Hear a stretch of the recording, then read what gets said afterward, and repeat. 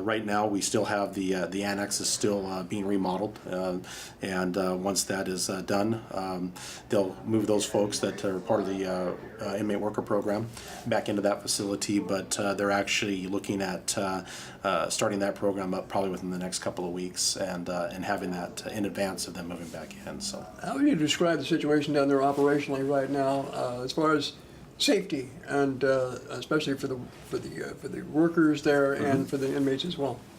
Well, they've actually, there's been a couple of things that they've addressed. They've addressed a lot of the training shortfalls that we had in the past, and so they're in the process of moving forward with that. Doing the enhancements of the facility itself, pass-through doors and things like that. They're moving forward with getting those pieces in, and we also got a brief yesterday on the camera system. And so the enhancements are on their way and are progressing, day by day. He has a lot of his leadership team is actually assigned to these different projects and bringing that information in, and he has a lot of support from our board as far as making these upgrades. It's an aged facility, and it didn't age overnight, but it's not going to take it's going to take more than one day to get it done. But we are progressing in a positive direction on that.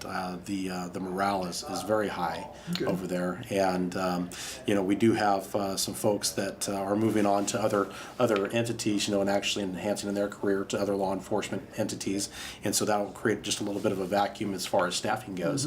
But we'll get those positions filled and recruit new folks in, and be able to provide a great level of service. Where do we stand right now as far as jail population? Is there an overcrowding issue?